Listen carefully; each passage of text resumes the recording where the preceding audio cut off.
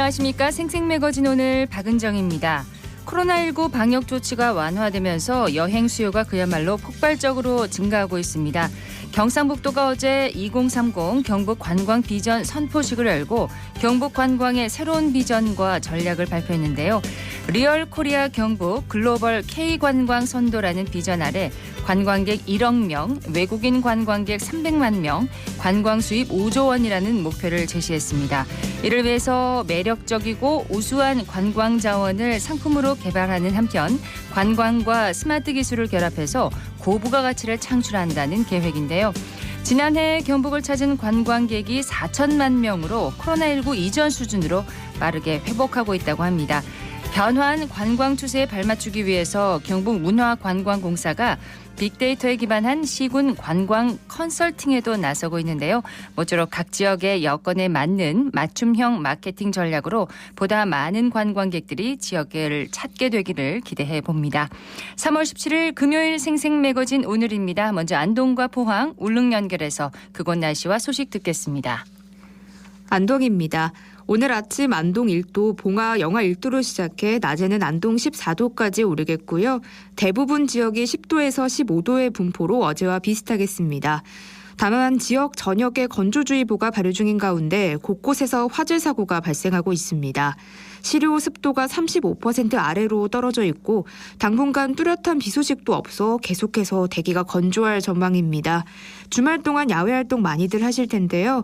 산림 근처에서 각 행위나 화기 사용을 삼가고 불씨 관리에 유의해 주시길 바랍니다. 봉화 청량산 풍경원 농촌유학센터가 각종 공모사업 선정으로 운영에 탄력을 받을 전망입니다. 청량산 풍경원은 20명의 유학생이 생활하고 있고 이는 전국 3위 규모인데요. 군은 2010년부터 추진되고 있는 농림축산식품부 공모사업인 농촌유학지원사업에 올해에도 선정돼 농촌유학 교육 여건 개선과 활성화를 위한 사업비를 지원받게 됐고요. 또 경북도가 주관하는 경북형 소규모 마을 만들기 시범사업 공모에도 선정됐습니다. 군은 이 사업비로 양산마을 그림 속 캠프 조성 사업을 추진해 부모와 유학생이 함께 시간을 보낼 수 있는 공간을 조성할 계획입니다. 지금까지 안동이었습니다. 이어서 포항에서 전해드립니다. 오늘도 경북 동해안은 하늘빛 흐립니다. 여전히 저녁에 건조주의보 내려져 있는데요. 당분간 비 소식이 없는 만큼 대기는 점점 더 메말라 가겠습니다. 꺼진 불도 다시 한번 봐주시기 바랍니다. 오늘 아침 최저기온 7도로 시작했고요. 한낮에는 11도로 조금 쌀쌀하겠습니다. 주말 동안 낮 기온은 조금씩 올라서 점점 더 포근해지겠습니다. 포스코가 본사 소재지를 서울에서 포항으로 이전하는 안건을 오늘 주주총회에서 통과시켰습니다. 포스코홀딩스는 오늘 오전 서울 강남구 포스코센터에서 주주총회를 열고 본사 소재지 변경을 위한 정관 개정을 의결했는데요.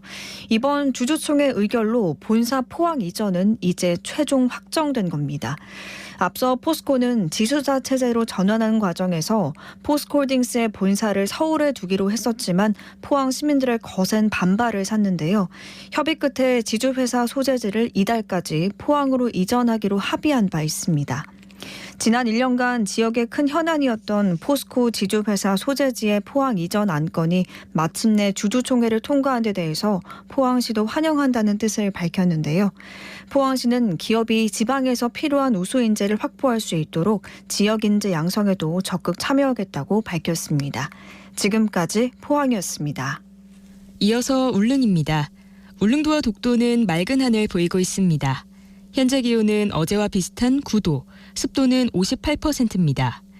동해 중부 먼바다에는 북서풍이 불면서 0.5에서 1.5m의 잔잔한 물결이 일고 있습니다. 오늘 여객선은 모두 정상 운항합니다. 울릉군이 농업용 모노레일과 농기계에 대해 순회 점검을 실시하고 있습니다. 농업용 모노레일은 울릉도의 비탈진 밭농가의 최대 일꾼으로 손꼽히는데요. 본격적인 영농철을 앞두고 안전사고를 예방하기 위해 오는 5월 26일까지 3개월 동안 마을별 순회에 나섭니다. 올해 점검에서는 소모성 부품인 점화 플러그와 엔진오일, 연료 코크 등을 무상 교환해 줌으로써 농가의 경제적 부담을 줄이고요. 엔진의 내구 연한 연장을 위한 관리 요령 교육과 현장 실무 안전 교육도 병행합니다. 울릉군은 지속적으로 정기 점검을 실시해 산채 수확기, 농기계 고장으로 인한 불편을 해소하고 안전사고 예방에 최선을 다하겠다는 입장입니다. 지금까지 울릉이었습니다.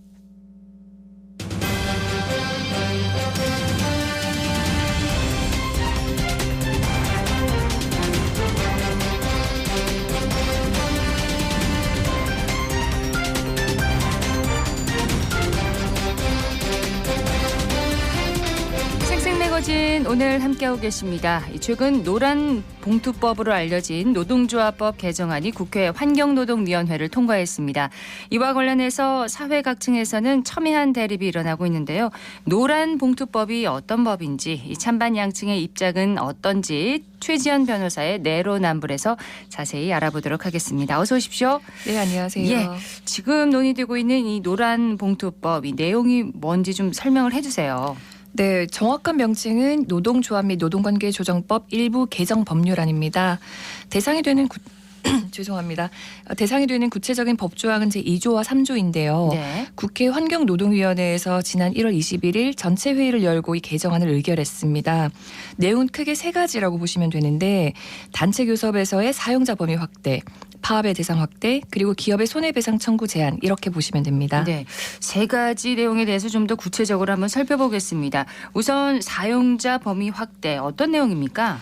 네, 우선 단체 교섭에서의 사용자 범위를 살펴보면요. 현재 단체 교섭의 대상이 되는 사용자는 근로계약 체결 당사자 이렇게 되어 있습니다. 여기에서 근로조건에 대해서 실질적이고 구체적으로 지배 결정할 수 있는 지위에 있는 자 이렇게 범위를 넓히는 겁니다. 네. 이전에는 직접 근로계약을 체결해야만 했기 때문에 하청 노동자의 경우에는 원청과 직접 단체 교섭을 할 수가 없었거든요. 네. 그런데 만약에 개정안이 통과되면 원청과 직접 단체 교섭을 할 수 있게 되는 겁니다. 최근 법원에서도 이 원청이 하청업체와 단체 교섭을 해야 한다 이런 판결이 나오기도 했었잖아요. 네, 맞습니다. 지난 1월 서울행정법원에서는 CJ 대한통운이 택배 근로자로 구성된 전국 택배 노동조합과 단체 교섭을 해야 한다는 판결을 내렸는데요. 이 법원 판결 이전에도 중앙노동위원회에서는 현대제철, 롯데글로벌로지스, 대우조선해양에 대해서 하청과 단체 교섭을 해야 한다고 판정하기도 했습니다. 네. 법원과 노란봉투법 요지 자체가 모두 실질적 지배력이 있는 자를 노동조합법상 사용자로 보는 것이고요. 구체적으로는 원청이 하청 노동자들의 작업 방법을 직접 결정하거나 근무일을 결정한 경우, 또 원하청 계약에 하청 노동자들의 근무 장소라든가 근무 시간이 정해진 경우에도 사용자성 인정 근거가 될 수 있습니다. 그러면 이 파업의 대상을 확대한다 이건 어떤 내용입니까? 네, 현재는 노동징의 대상, 그러니까 파업의 대상이 근로조건의 결정으로만 되어 있습니다. 그래서 임금 인상이나 복지와 같은 이익 분쟁에 대해서만 파업을 할 수가 있었는데요. 개정안에서는 근로조건이라고 규정을 해서 그 외에도 사용자의 부당노동 행위라든가 단체 협약의 불이행 반대와 같은 권익 분쟁으로 넓혀서 파업을 네. 할 수 있도록 했습니다. 예. 기업의 손해배상 청구 제한에 대해서도 좀 살펴볼까요? 네, 현재는 불법 파업의 경우에 사용자가 입은 손해에 대해서 조합원 전체의 불법 행위 책임을 물어서 손해배상 청구를 하고 있는데요. 개정안에서는 조합원별로 각각의 귀책 사유와 기여도에 따라서 개별적으로 책임 범위를 정하도록 해서 결과적으로는 기업의 손해배상 청구를 제한하게 되는 겁니다. 네. 자, 이런 개정안이 나오게 된 배경이 있을 것 같은데요. 네, 사실 이 노란봉투법이라는 이름은 들어보신 분도 많으실 텐데요. 그렇습니다. 네, 지난 2014년에 쌍용차에 근무하던 노동자들이 정리해고에 반대하는 파업을 했다가 47억 원의 손해배상 판결을 받은 사건이 있었습니다. 그때 한 시민이 언론사에 4만 7천 원이 담긴 노란 봉투를 보내왔었죠. 4만 7천 원. 예, 그래서 이 사연이 알려지면서 4만 7천 원을 넣은 봉투를 보내오는 독자들이 늘기 시작했고 이 노란 봉투 캠페인이 노란 봉투법 운동으로까지 이어진 겁니다. 그렇군요. 네, 그동안 노조는 원청업체가 하청 노동자의 노동 조건을 실질적으로 결정하면서도 노동조합법상 사용자가 아니라는 이유로 책임을 지지 않는다는 불만을 제기해왔고 또 기업의 손해배상 소송과 가압류가 노동자를 압박하는 수단으로 악용되고 있다고 계속 지적을 했었거든요. 네. 그래서 이러한 내용들이 개정안에 반영된 걸로 볼 수 있습니다. 그 4만 7천 원이라는 상징성이 47억 원의 손해배상 판결과 관련이 있는 거겠네요. 네, 그렇습니다. 예. 노란봉투법에 대한 여론은 그럼 어떤가요? 네, 두 가지를 소개해 드릴 텐데요. 우선 지난 2월 24일부터 이틀간 MBN과 매일경제신문이 전국 만 18세 이상 1,007명을 대상으로 여론조사기관 넥스트 리서치에 의뢰해서 여론조사를 진행했는데요. 네. 그 결과 56.8%가 이 노동조합법 2, 3조 개정이 필요하다고 답했고요. 30.7%는 그렇지 않다고 답했습니다. 표본오차 95% 신뢰 수준에서 플러스 마이너스 3.1%포인트이고요. 또 최근 KBS가 지난 5일부터 4일간 한국 리서치에 의뢰해서 전국 성인 남녀 1,000명을 대상으로 여론조사를 진행한 결과 37%가 단체 행동권 보장 등 긍정적이라고 답했고 46.5%는 불법 쟁의 행위 조장 등 부정적이라고 답했습니다. 그렇군요. 역시 표본오차 95% 신뢰 수준에서 플러스 마이너스 3.1%포인트인데요. 결국 시민들의 입장도 많이 나뉘고 있다고 볼 수 있을 것 그러네요. 같습니다. 자, 이렇게 현재 법 개정에 대한 찬반 입장이 첨예한데 우선 법 개정을 반대하는 쪽의 입장은 어떻습니까? 네, 우선 경영계와 보수 정당들은 반대하는 입장입니다. 노란봉투법이 헌법상 기본권인 사용자의 재산권을 과도하게 침해할 뿐만 아니라 정당한 쟁의가 아닌 불법행위까지 면책하는 것이 아니냐 이렇게 보고 있는데요. 불법행위자가 피해를 배상하는 것은 법질서의 기본 원칙인데 해당 개정안이 통과되면 오히려 불법 행위자를 보호하고 피해자인 사용자에게만 피해를 감내하도록 하는 매우 부당한 결과를 초래해서 우리 경제 질서를 심각하게 훼손하게 될 것이라고 우려하고 있는 겁니다. 네. 법 개정을 반대하는 쪽의 입장. 그리고 기존 불법 행위 책임 원칙과 맞지 않는다 이런 얘기도 있는데 그건 어떤 내용입니까? 네, 우리 민법은 공동 불법 행위의 경우에 누가 손해를 가했는지 구체적으로 알 수 없으면 여러 사람이 각각 연대해서 손해배상 책임을 지도록 그렇게 하고 있거든요. 예. 그런데 개정 법률 안에서는 다수의 근로자가 가담한 파업의 경우에 개별 근로자가 각각 어떤 불법을 저질렀는지 특정을 해야 하기 때문에 국내 법 체계와도 맞지 않고 또 결국은 기업의 방어권을 무력화하게 될 것이라고 우려하는 겁니다. 네. 자, 그러면은 반대로 개정안을 찬성하는 쪽도 분명히 있잖아요. 그 입장은 어떻습니까? 네, 노동계와 진보 정당들은 찬성하는 입장인데요. 민주노총에 따르면 지난 30여 년간 사용자가 근로자에게 청구하는 손해배상 금액이 총 3,160억 원에 이르고 지난해에만 530억 원에 달한다고 하더라고요. 네. 이렇게 파업에 대한 손해배상 소송이 제한 없이 이루어지는 경우에는 헌법이 보장하고 있는 노동 3권이 무력해질 수밖에 없다 이런 입장입니다. 또 현행법 하에서는 원청이 실질적으로 근로조건을 결정하는데도 하청 노동자나 간접 고용 노동자들이 원청과의 단체 교섭을 하기 어렵기 때문에 법안이 필요하다 이렇게 강조하고 있습니다. 자, 반대 입장에서는 불법 파업을 허용하는 것이 아니냐 이런 이야기를 하기도 하는데 이 점에 대해서는 어떤가요? 네, 찬성하는 측에서는 이 법안의 내용이 모든 불법 행위에 대한 허용이 아니라 폭력이나 파괴 행위를 제외한 부분에 대한 허용이라는 점을 강조하고 있고요. 네. 노동자들 역시 파업이 아니라 웬만하면 교섭을 통해서 문제가 해결되기를 바란다면서 이번 개정안은 오히려 무분별한 손해배상과 가압류를 막기 위한 것으로 이 조항이 노사 간 대화를 촉진해서 산업 현장의 평화를 가져올 것이라고 기대하고 있습니다. 네. 자, 이 노란 봉투법으로 알려진 노동조합법 개정안의 내용과 그 의미에 대해서 좀 얘기를 해주셨는데 앞으로 남은 개정안의 논의 절차는 어떻게 진행되나요? 네, 이제 남은 절차는 국회 법제사법위원회와 본회의 통과입니다. 만일 법사위가 법안 심사를 마치지 않으면 소관 상임위 표결, 제적위원 5분의 3 이상의 찬성으로 본회의에 직회부할 수도 있는데요. 네. 현재 야당이 다수 의석을 활용해서 국회 본회의에서 법안이 가결되더라도 정부와 여당이 거부권 행사를 시사하고 있어서 향후 어떻게 진행될지는 한번 지켜봐야 할 것 같습니다. 만약에 대통령이 거부권을 행사하면 이때는 어떻게 되는 건가요? 네, 만일 대통령이 거부권을 행사하면 법안은 국회로 되돌아가고 국회에서 재의결할 때는 국회 재적의원 과반수 출석과 출석 의원의 3분의 2 이상의 찬성이 필요하거든요. 네. 그런데 현재 국회 재적의원 299명이 모두 본회의에 출석해서 민주당과 정의당이 찬성표를 다 던진다고 하더라도 여당인 국민의힘 의원들이 찬성하지 않는 한 노란봉투법은 부결될 가능성도 높습니다. 그렇군요. 자, 찬반 논의가 지금 첨예하게 대립되고 있는데 그런 만큼 남은 논의 과정에서 좀 신중한 검토가 필요할 것 같습니다. 네, 그렇습니다. 2015년에 처음 이 노란봉투법이 발의되고 지금 8년 만인데요. 네.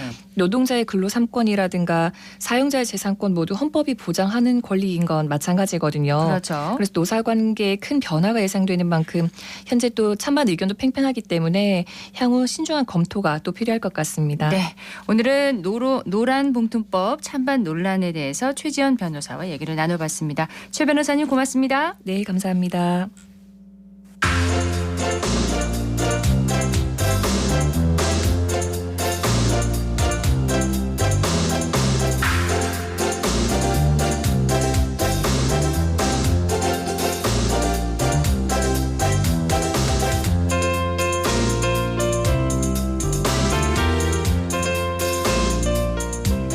금요일 생생매거진 오늘 함께하고 계십니다. 11시 20분 지났고요. 환경을 위해서 혹시 여러분은 어떤 부분을 실천하고 계신지요?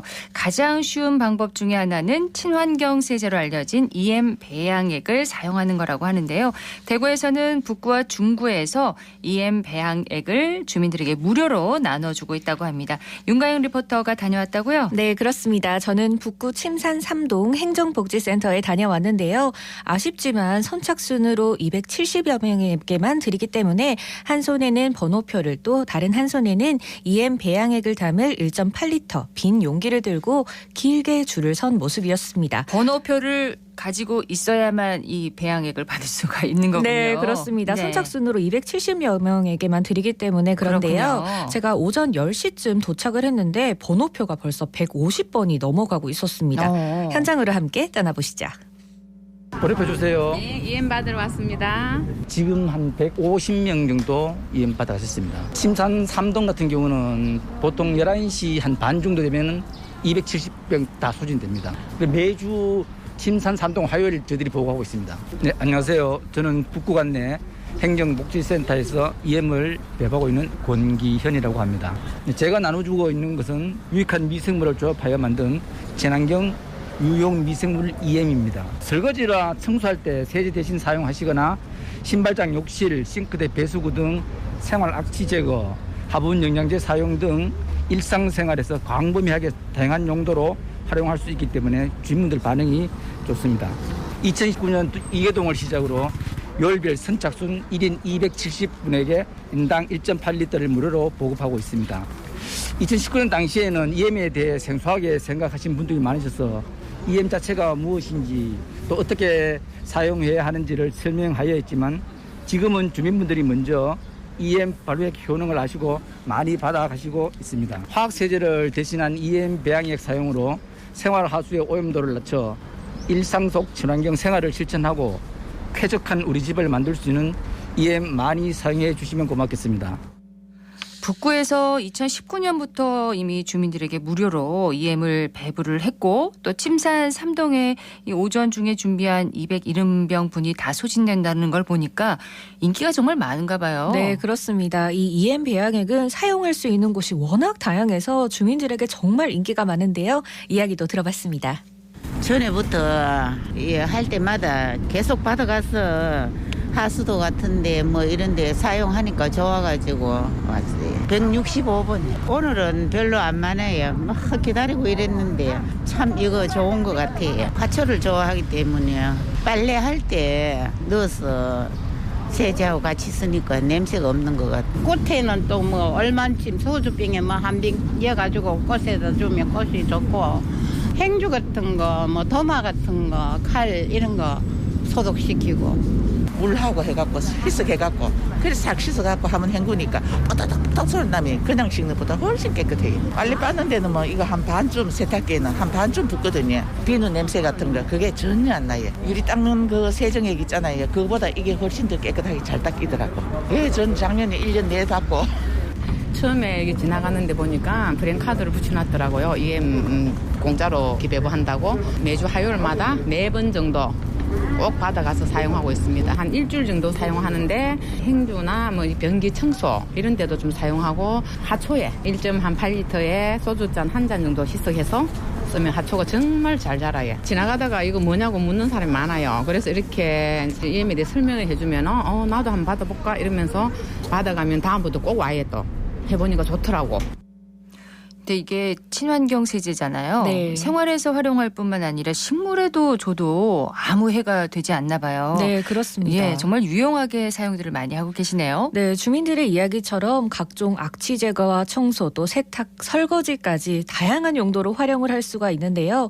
EM 배양액이 좋은 건 알겠어요. 네. 근데 정확하게 어떤 것인지 알고 사용을 해야 되잖아요. 잘 몰라요. 네, 그래서 EM 전문가를 만나서 이야기 들어왔습니다. 네, 안녕하세요. 저는 대구 YWCA EM 강사 박지연입니다. EM이란 유용한 미생물군이란 뜻입니다. 일반적으로 우리가 알고 있는 효모, 유산균, 누룩균, 광합성 세균 등 인류가 오래전부터 식품의 발효 등에 이용해왔던 80여 종의 미생물들이 포함되어 있습니다. 생활 속에서 EM은 다양한 곳에 사용이 가능합니다.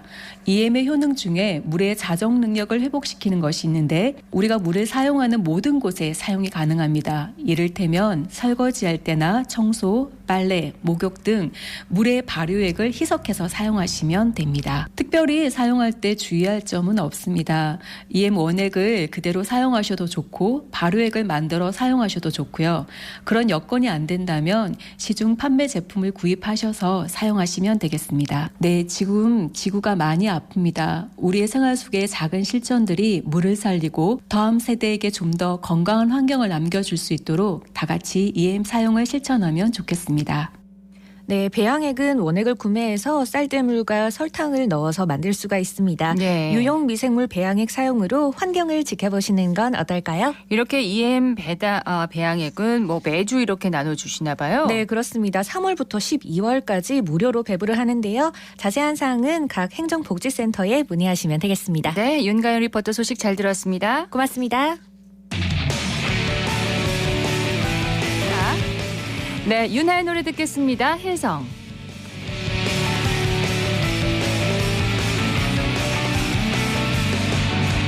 어두운 하늘을 날아다니는 저 빛나는 별을 타고서 긴 잠이 든 그대 품으로 날 데려가 줄 수 있다면 밤낮 하늘을 돌고 돌아도 나 그대만 볼 수 있다면 내 달콤한 단잠까지도 다 버리고 나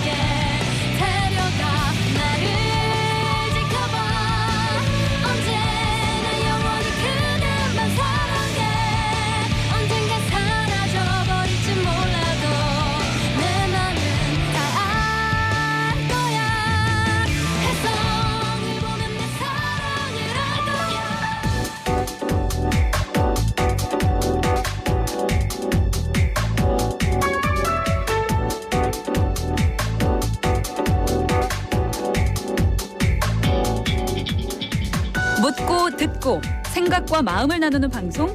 지금 여러분께서는 대구 경북을 보고 듣는 생생 매거진 오늘을 함께하고 계십니다.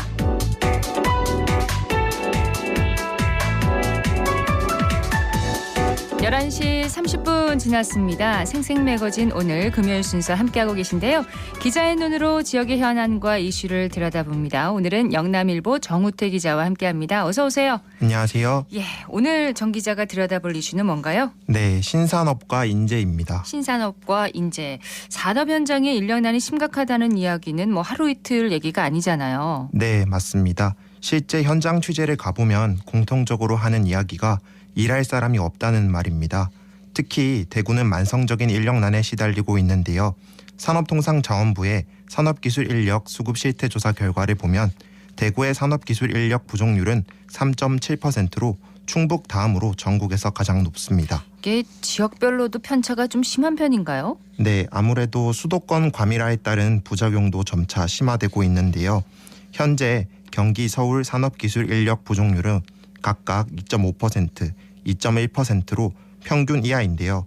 수도권의 경우 인력 수요가 높은 만큼 구직자 수도 많아 일자리 미스매치 현상은 심각하지 않은 편입니다. 예. 실제 2016년 이후 부족 인원 추이를 보면 수도권은 점차 감소하는 반면 비수도권은 증가하는 추세입니다. 자, 그만큼 대구를 떠나서 수도권으로 향하는 인재가 많다는 건데 그 때문에 이제 대구 지역 기업의 미충원 문제가 더 발생하는 거겠죠? 네, 미충원 인력이 계속 발생하는 이유는 직무 수행을 위한 학력, 자격을 갖춘 인원이 없어서를 가장 많이 꼽습니다. 현장 투입이 바로 가능한 숙련, 경력을 갖춘 인력이 없어서가 그 뒤를 이었습니다. 네. 상당수 기업이 직무에 적합한 인력을 찾지 못해 난감한 경우가 많습니다. 오늘 주제가 이제 신산업과 인재잖아요. 신산업을 육성하기 위해서도 결국 사람이 있어야 하는 거잖아요. 네, 신산업 분야는 침체된 지역 경제 성장의 중추로 평가되지만 말씀하신 것처럼 인력 수급이 제때 이루어지지 않으면 난항이 불가피합니다. 그렇죠. 대구 산업 전공별 산업기술 인력 부족 현황에 따르면 공학계 부족 인원은 1,416명에 이릅니다. 공학계 인력 부족률이 높은 산업군은 화학, 전자, 자동차 순으로 많았습니다. 반도체, 바이오 헬스, IT 비즈니스도 인력 부족으로 어려움을 겪고 있습니다. 특히 정보통신 ICT 분야 인력 수요도 급증하고 있는데요. 2022년 대구 정보통신산업 인력 및 훈련 수요조사 보고서를 보면 관련 인력 규모를 유지하거나 규모를 늘리겠다고 답한 기업의 비율은 95.8%인 반면 네. 인력 규모를 감축 고려하고 있다는 기업은 4.2%에 불과합니다. 근데 꼭 이렇게 ICT 업계가 아니더라도 관련 전문가를 채용하려는 기업은 많을 것 같습니다. 네, 제조업은 일반적으로 개발자 인력이 필요 없다고 생각할 수 있지만 생산 공정 효율성을 제고하기 위해 스마트 공장 시스템을 구축하는 기업의 경우 관련 인력이 필요합니다. 또 연구개발, 소프트웨어 연계를 희망하는 기업도 마찬가지로 ICT 전문 인력 채용에 열을 올리고 있습니다. 자, 이렇게 전체적으로 인력난이 심각한 상황인데 문제 해결을 위해서 좀 전략을 모색을 해야 되겠네요. 네, 맞습니다. 산업 분야별로 보면 가장 먼저 떠오르는 게 아무래도 대구는 섬유산업인데요. 예. 섬유산업은 오랜 하강 국면에 있지만 대구는 섬유의 메카로 불렸던 만큼 근무 인력이나 사업체 비중 등 여전히 영향력이 큽니다. 원래 섬유산업은 노동 집약적 특성을 지녔지만 최근엔 기술 고도화를 통해 활로를 모색하고 있습니다. 예. 특히 친환경 신소재 개발을 위한 움직임이 활발한 만큼 관련 전문 인력을 육성하는 노력이 돋보이는데요. 한국섬유개발연구원을 비롯한 지원기관은 산학연 연계 프로그램을 다수 운영하고 있습니다. 친환경 그린섬유 제조과정 전문인력 양성산업과 ICT 융합섬유 전문인력 양성사업은 석박사 과정 학생을 대상으로 한 사업인데요. 예. 실무 역량을 쌓을 수 있도록 특화된 프로그램을 통해 취업률 향상을 꾀합니다. 예. 그 섬유산업 얘기를 해주셨는데 다른 산업군은 어떻습니까? 네, 2000년대 이후 대구 지역 주력 산업으로 급부상한 분야는 바로 자동차 부품입니다. 그렇죠. 고용 유발 효과, 생산 유발 개수 등 지역에 미치는 파급 효과가 큰 편인데요. 내연기관차 중심에서 전기차를 비롯한 친환경차 중심으로 산업 개편이 진행되면서 기업들의 고민도 깊어졌는데요. 관련 전문 인력을 충원하기 위해 노력을 기울이고 있습니다. 대구에는 산업전환 공동훈련센터가 있습니다. 전기차, 수소차, 인공지능 등 신기술 관련 전문 실습을 진행하는 산업전환 교육, 제조혁신, 공정품질 개선, 시장 동향 등 훈련 과정을 포함한 대중소, 상생 교육을 통해 발전을 도모하고 있습니다. 그렇군요. 섬유와 자동차 부품 기반 산업에서 변화에 좀 대응하려는 노력이 돋보이는데 신산업 쪽의 동향은 어떻습니까? 네, 대구시 5대 신산업 중 하나죠. 로봇 산업의 경우 매년 인력 수요가 26.4%씩 증가하고 있는데요. 지역 기업들도 전문 인력을 고용하는데 어려움이 적지 않습니다.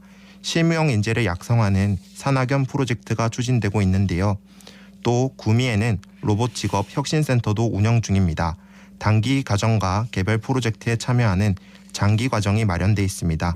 연차별로 장비 시설을 개선하는 것은 물론 교육 과정도 수요를 파악해 지속적으로 개선하는 중인데요. 홈페이지를 통해 교육 신청을 할 수 있습니다. 네. 그동안 로봇 산업은 제조 로봇 위주로 발전을 해왔지만 최근엔 서비스 로봇 개발로 일상생활 활용폭이 넓어지고 시장도 급성장할 것으로 전망되는데요. 관련 직업군도 다변화되는 만큼 적절한 교육 프로그램이 필요한 상황입니다. 네, 로봇 산업 육성을 위해서 이렇게 전문 인력을 양성하는 산학연 프로젝트도 추진되고 있었군요. 그리고 지난해부터 ABB라는 용어도 자주 사용하고 있는데 마찬가지로 5대 신산업 중에 하나인 거죠? 네, 맞습니다. ABB는 인공지능, 블록체인, 빅데이터의 줄임말로 고도 성장을 기대할 수 있는 분야입니다. 하지만 기업이 요구하는 능력을 갖춘 지원자가 부족한 상황인데요. 지난 2021년 기준 신소프트웨어 사업 부족 인력은 2,600여 명입니다. 인공지능이 가장 높은 비중을 차지했고 VR, AR, 클라우드, 빅데이터가 뒤를 이었습니다. 네. 대구에는 ABB 사업 집적지인 수성 알파시티를 중심으로 한 산학연 협력 체계를 토대로 지역산업 소프트웨어 인재 양성, 기반 조성 사업이 진행되고 있습니다. 소프트웨어 기업 재직자 대상 학위 과정도 마련돼 있고 공동 프로젝트 운영을 통해 실무 역량을 키우는 데 집중하고 있습니다. 특히 대학과 기업이 연계한 교육 인프라 거점인 소프트웨어 산학 캠퍼스 코드 알파가 개소를 앞두고 있는데요. 기업과 네트워킹을 강화하는 허브 역할을 할 것으로 기대를 모으고 있습니다. 네, 이렇게 신산업 각 분야별로 한번 살펴봤습니다만 요즘에는 뭐 이직이나 단기간에 퇴사하는 그런 사례도 부쩍 늘었더라고요. 네, 채용 플랫폼 캐치가 Z세대 남녀 1,000명을 대상으로 설문조사를 실시한 결과 전체 응답자의 82.7%는 첫 직장에서 5년 미만으로 일할 계획이라 답했습니다. 아, 계획이라고요? 벌써부터. 네. 1년 이상 3년 미만이라는 응답이 가장 많았고 3년 이상 5년 미만, 6개월 이상 1년 미만 순이었습니다. 첫 직장에서 5년 이상 근무하고 싶다고 응답한 비율은 17.3%에 머물렀습니다. 그렇군요. 자, 이런 문제를 좀 해결하기 위해서는 원인을 파악하려는 노력도 필요할 것 같은데 정우택 기자가 보기에는 어떻습니까? 이런 인력 미스매치 현상 심화되는 이유가 뭐라고 생각하세요? 네, 실제 제 주변만 봐도 이직이나 퇴사가 많아진 게 사실인데요. 그렇습니까? 기성세대가 보기엔 책임의식이 부족하다는 시선도 있지만 젊은 층 눈높이에 맞춰 기업도 변화해야 된다는 생각도 듭니다. 기업이 인재상을 설정하고 이에 맞는 사람을 찾는 것처럼 반대로 우수한 인재를 유치하기 위해 구직자 입장에서 의견을 수렴하고 개선점을 찾아야 할 것으로 보입니다. 그렇습니다. 인재가 없이는 기업 운영이 불가능하죠. 인력 유출을 좀 막기 위해서 좀 좋은 조건을 제시해야 한다. 그런 말씀이신 거죠? 네, 하지만 꼭 그렇지만은 않습니다. 취재를 하다 보면 규모는 작아도 전문성 있는 인재들을 중심으로 내실을 다지는 기업도 있는데요. 높은 연봉이 전부는 아니라는 겁니다. 그렇군요. 직원과 소통하고 함께 발전하는 방향으로 나아가는 기업 문화가 돋보였습니다. 기업을 오너의 소유물이 아닌 공동의 자산으로 보는 가치관을 공유하는 점이 돋보였는데요. 사람이 미래다라는 짧은 문구로 많은 대중들의 공감을 샀던 광고가 있었죠. 사람이 기업의 가장 큰 자산이고 그 가치를 존중할 때 인류 기업도 탄생할 수 있다고 봅니다. 그렇습니다. 높은 연봉이 전부가 아니군요. 네. 인재가 일하고 싶어 하는 그런 기업 문화를 만드는 그런 노력이 필요해 보입니다. 오늘 정 기자의 눈에서는 지역산업과 인재에 대해서 얘기를 나눠봤습니다. 영남일보 정우택 기자였습니다. 고맙습니다. 감사합니다.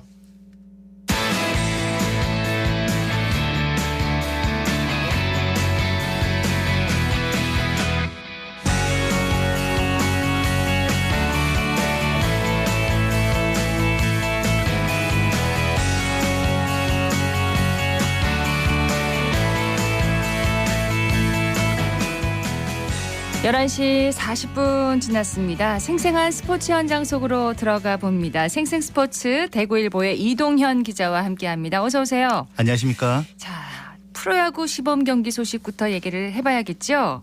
네. 2023 KBO 리그 시범 경기가 지난 13일 개막했습니다. 팀당 14경기씩 경기를 치르는 일정인데요. 삼성 라이온즈는 13일 SSG 랜더스와의 첫 경기를 시작으로 2연전식 LG, KT, 롯데, 키움, 두산, 하나를 상대하게 됩니다. 네, 내일도 있던데요. 시범 경기가. 예. 맞습니다. 네. 시범 경기 관전 포인트를 좀 짚어주세요. 네. 두산과의 원정 시범 경기의 경우 현 두산 감독인 푸른피 레전드 이승엽과의 조우로 관심을 끌고 있는데요. 초보 감독인 삼성 박진만 감독과 두산 이승엽 감독의 지략 대결도 볼만한 관전 포인트입니다. 현재까지 4경기를 치른 삼성은 시범 경기 2승 2패를 기록 중입니다.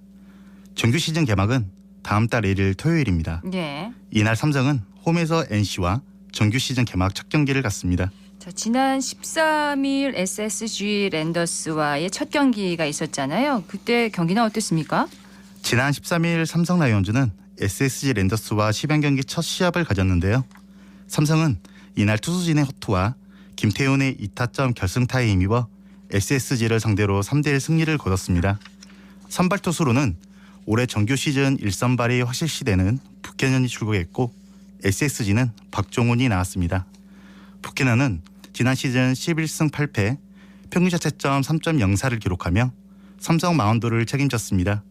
이날 북캐넌은 3이닝 동안 삼진 3개를 솎아내는 등 무실점 투구를 펼치며 마운드를 내려왔습니다. 예, 김태훈 선수가 큰 활약을 했네요. 그렇습니다. 삼성 타선은 3회 말까지 SSG 선발 박종훈에게 고전하는 듯 보였으나 박힌 투수 백승건을 공략하며 분위기 반전에 나섰는데요. 예. 삼성은 4회 말 선두타자 피렐라가 볼넷으로 출루한 뒤 오제일의 2루타가 터지며 1대1 균형을 맞췄습니다. 이어 팽팽한 투수전이 이어진 가운데 아슬아슬한 균형을 깬 팀은 삼성이었습니다. 삼성은 8회 말 이재영과 김현준의 연속 안타로 무사 1, 2루 기회를 맞이했는데요. SSG 투수 이로운의 폭투로 주자들이 한 베이스씩 더 진루한 상황에서 경기에 마침표를 찍은 해결사로 김태훈이 나섰습니다. 김태훈은 우익수 앞에 떨어지는 안타를 터뜨리며 2명의 주자를 모두 홈으로 불러들였습니다. 네. 이 김태훈 선수 지난 오키나와 스프링 캠프에서 MVP로도 뽑혔다면서요? 네, 그렇습니다. 시범 경기 개막전은 최근 삼성 오키나와 스프링 캠프 MVP로 뽑힌 김태훈의 첫 출격으로도 관심을 끌었습니다. 경기에 앞서 인터뷰에 나선 김태훈은 시즌 개막에 앞서 무엇보다 체력 향상에 힘을 쏟았고 올 시즌 주전자를 꿰차 10여 경기를 넘어 정규 시즌에도 팀의 보탬이 되는 선수가 되고 싶다고 밝혔는데요. 네. KT 위주로 떠난 김상수의 보상 선수로 삼성에 입단한 김태훈은 퓨처스리그 타격왕 출신입니다. 올해 첫 10여 경기에서 KBO 최고 연봉자인 구자욱 대신 선발로 나서 승부를 결정짓는 결승타를 터뜨리며 기대에 부응했습니다.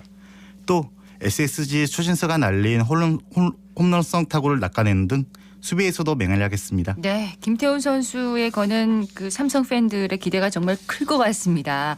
자, 삼성 라이온즈의 화수목 경기도 좀 정리를 해주세요. 네, 시범 경기를 통해 본격적으로 다스를 올린 삼성 라이온즈 박지만호가 기분 좋은 항해를 시작했습니다. 삼성은 14일 화요일 열린 SSG와의 2차전에서 아쉽게 1대2로 패배했습니다. 전날 경기와 비슷하게 팽팽한 투수전이 펼쳐졌는데요. 삼성의 선발 투수는 수아레즈, SSG는 메카티였습니다. 네. 삼성은 6회 초 나온 중견수 김현준의 뼈아픈 실책과 9회 말 무사 1, 2루 찬스를 살리지 못한 막판 집중력 부족에 발목이 잡히며 아쉬움을 남겼습니다. 15일 펼쳐진 LG와의 홈 경기에서는 삼성이 홈런 3방을 앞세워 14대 8로 승리했는데요. 5회 강한울의 투런과 8회 터진 이성규의 3런 및 김태원의 솔로 홈런 등 막강 화력수를 선보였습니다. 다음 날인 16일 목요일 진행된 경기에서는 LG에 2대5로 패배했습니다. 올 시즌 5선발 경쟁을 예고한 선발 양창섭이 호투했지만 불펜으로 나선 장필준이 난조를 보이며 경기를 내줬습니다. 네. 삼성은 오는 18일과 19일 KT 위즈를 홈으로 불러들여 2연전을 치릅니다. 네. 내일과 모레 이렇게 KT 위즈와 또 2연전을 치르는데 주말이고 또 휴일이어서 많은 팬들이 경기장을 찾을 것 같습니다. 네. 자, 프로축구 K리그 소식을 좀 살펴보겠습니다. 대구 FC의 첫 승 신고는 언제쯤 이뤄질까요? 프로축구 K리그1 대구 FC의 첫 승 신고가 깜깜무소식입니다. 현재 정규리그 3라운드 경기까지 마무리된 가운데 대구의 성적은 2무 1패입니다. 대구는 지난달 열린 원정 개막 첫 경기에서 포항이 2대3으로 패배했습니다. 이어 열린 홈 개막전에서는 제주와 1대1로 비겼고 최근 강원과의 원정 경기에서도 1대1로 무승부를 기록했습니다. 예, 지금까지 경기를 좀 분석을 해주시겠어요? 네. 대구는 매 경기 흔들리고 있는 뒷문이 발목을 잡고 있는 상황인데요. 1라운드 포항전에서는 2대1로 앞서다 수비진의 집중력 부족으로 이호재에게 동점골을 내줬습니다. 이어 후방 막판 오승훈 골키퍼의 치명적인 실수로 이호재에게 역전골까지 헌납했습니다. 예. 제주전에서도 수비수 조진호가 골키퍼에게 백패스한 것이 빌미가 돼 손실골을 내줬습니다. 강원전에서는 에드가의 선축골에도 불구하고 세라토의 자책골이 터지며 운까지 따라주지 않는 모습이 연출됐습니다. 그렇군요. 특히 선수비 후역습 전술을 펼치는 대구에게서 아직 필드골이 나오지 않았다는 게 결론점입니다. 지금까지 나온 득점 모두 코너킥이나 프리킥 등 세트피스 상황에서 나와 이기지 못한 것보다 필드골이 없다는 게 더 우려되는 상황입니다. 그렇군요. 이번 다가오는 일요일에 전북 현대와의 홈 경기가 있잖아요. 네. 어떻게 첫 승을 좀 기대해도 되겠습니까? 경기 전망 어떻게 보시나요? 대구 FC의 4라운드 경기는 오는 19일 펼쳐지는 전북 현대와의 홈 경기입니다. 대구의 첫 승 승부처답게 경기장 전석이 이미 매진됐다고 하는데요. 특히 월드컵 스타 조규성이 있는 전북 현대와의 매치업으로 볼거리가 풍성해진 점이 작용한 듯 보입니다.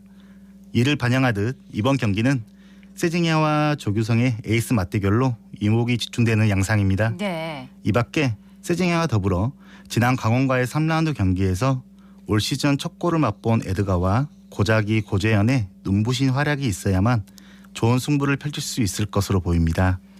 대구와 전북의 통산 전적은 9승 12무 30패입니다. 최근 10경기에서는 1승 2무 7패를 기록 중이라 대구가 열세인데요. 그렇군요. 이 기간 대구는 6골, 전북은 20골을 기록하며 득점력 부분에서 분발이 필요한 상황입니다. 이미 경기장 전석이 매진됐군요. 네, 그렇습니다. 예. 순위로 보면 어떻습니까? 현재 대구는 2무 1패, 승점 3점으로 12개 구단 가운데 9위를 기록 중입니다. 10위 제주와는 승점을 비롯해 득실차가 마이너스 1로 갔지만 득점에서 앞서며 9위를 마크했습니다. 대구보다 저조한 성적을 기록 중인 두 팀은 수원과 강원입니다. 각각 1무 2패를 기록 중이며 수원이 강원보다 득실차에 앞서 11위를 기록 중이고 강원이 최하위에 머무는 상황입니다. 네. 자, 대구 FC의 4라운드 경기 오늘 19일에 전북 현대와의 홈 경기인데 좀 승전보를 기대를 해보도록 하겠습니다. 네. 자, 프로농구 얘기를 해볼게요. 프로농구 대구 한국가스공사 이 봄농구를 치르지 못하게 됐어요. 그렇습니다. 프로농구 대구 한국가스공사가 사실상 봄농구에 실패했다는 소식입니다. 한국가스공사는 6강 플레이오프 진출을 위해 매경기 신락 같은 희망을 이어가던 중이었는데요. 네. 하지만 15일 열린 KCC와 고양 캐럿과의 경기에서 KCC가 승리를 거두며 당장 플레이오프 진출권에서 탈락하게 됐습니다. 이 경기 결과로 플레이오프 마지노선인 6위를 달리고 있는 KCC와의 승차가 6게임 차로 벌어지게 됐는데요. 현재 정규 시즌 54경기 중 5경기를 남겨둔 한국가스공사는 17승 32패로 9위를 기록 중입니다. 네. 남은 경기와 상관없이 자력으로는 진출이 불가능합니다. 아쉽네요. 플레이오프에는 그럼 어떤 팀이 올라갑니까?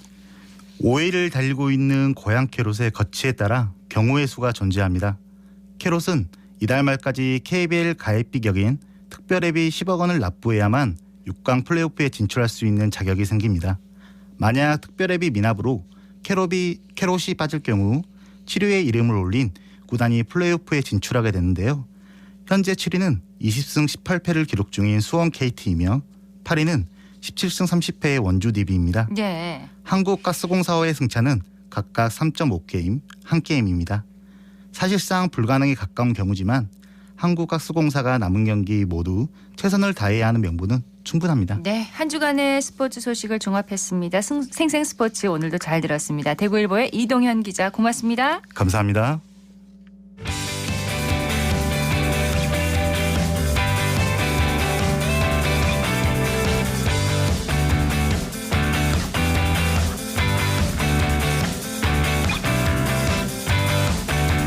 클릭 정보 클립.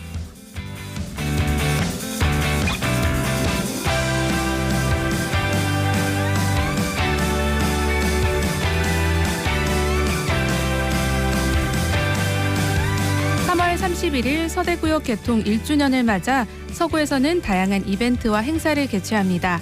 먼저 서대구역 한살 기념 생일 축하한데이 이벤트를 여는데요. 3월 17일 오늘부터 3월 31일까지 서대구역 방문 또는 이용 인증 사진을 필수 해시태그와 함께 개인 SNS에 업로드한 뒤 응모 페이지에 참여 인증을 하면 됩니다. 당첨자 100명에게는 프랜차이즈 베이커리 만원 교환권을 지급하는데요. 보다 자세한 사항은 서구청 공식 블로그 확인하시면 됩니다. 같은 기간 동안 찾아가는 사진 전시회 서구를 만나다도 개최됩니다. 작년에 개최된 서구를 만나다 사진 공모전에서 입상한 작품 15점을 서대구역 로비에 전시하는데요. 이번 전시회를 통해 서대구역 방문하는 분들이 서구의 대표적인 관광 명소와 자연경관 감상하면서 서구의 매력 만끽하는 시간 됐으면 좋겠습니다.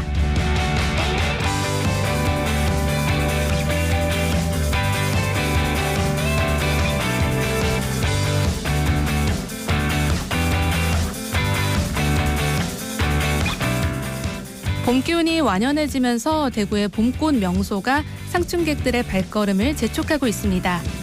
산림청에 따르면 대구 수목원 기준 봄꽃 개화 시기는 개나리가 오는 27일, 진달래 28일, 벚꽃이 다음 달 5일로 예측되는데요. 꽃놀이 준비하시라고 대구의 봄꽃 명소 알려드릴게요. 북구 8경으로 꼽히는 상격동 꽃보라 동산은 벚꽃을 배경으로 인생샷 남기려는 시민들로 붐비고요.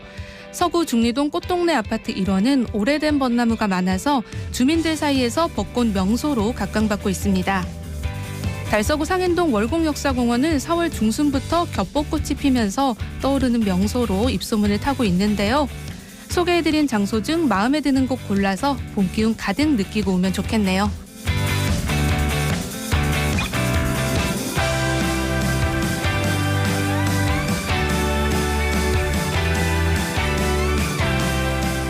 대구시 행복진흥사회서비스원 대구 일생활균형지원센터는 지역 내 일생활 균형 문화를 확산하고자 워라밸 실천기업을 지원하는 다양한 사업을 추진합니다. 워라밸 지원 사업은 워라밸 경영과 가족 친화 인증을 지원하는 워라밸 경영 컨설팅을 비롯해서 워라밸 아카데미, 토닥토닥 마음 상담 등 여러 분야에서 진행됩니다. 대구의 기업 중 99.9%가 중소기업으로 직원들의 워라밸을 지원하기 어려운 여건이라는 판단에 따른 건데요. 센터는 워라밸 문화 확산과 인식 개선을 위한 다양한 활동을 펼치면서 지역 기업들의 참여를 이끌어낼 계획입니다. 참여를 희망하는 기업과 근로자는 대구 일생활균형지원센터 전화나 홈페이지를 통해 구체적인 지원 내용 확인할 수 있습니다. 지금까지 클릭 정보 클립 서유리였습니다.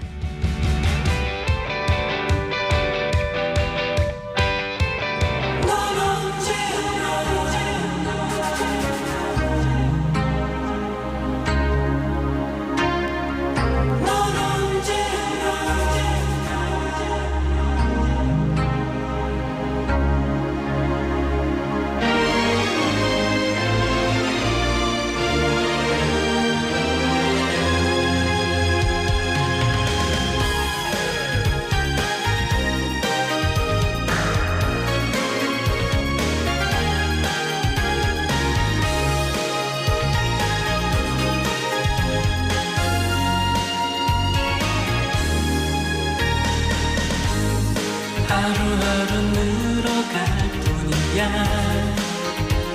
널 향한 그리움은 아픔은 늘 새롭지만 넌 너의 길을 가네. 원한다면 기다릴 수 있어. 난 그대로인 거야. 떠난 건 너 혼자였으니 그대로 두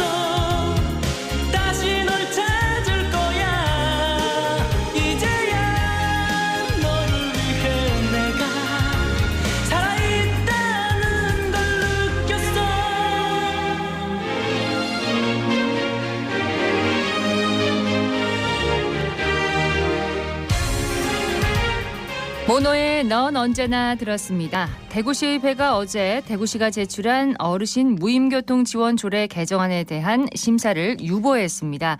무임교통 대상자의 나이가 상향되면 당장 내년부터 혜택을 못 보는 저소득층이나 빈곤층 노인들의 상대적인 박탈감이 크고 복지 사각지대가 생길 수 있다는 이유에서인데요. 대구시는 지적된 사항에 대한 복지 지원 방안을 추가해서 의회에 제출해야 할 것으로 보입니다. 과연 어떤 내용이 담길지 주목됩니다. 오늘 대구지방은 구름 조금 끼겠고요. 낮 최고 기온 14도로 예상됩니다. 생생매거진 오늘 금요일 준비한 순서 여기까지입니다. 지금까지 박은정이었습니다. 여러분 고맙습니다.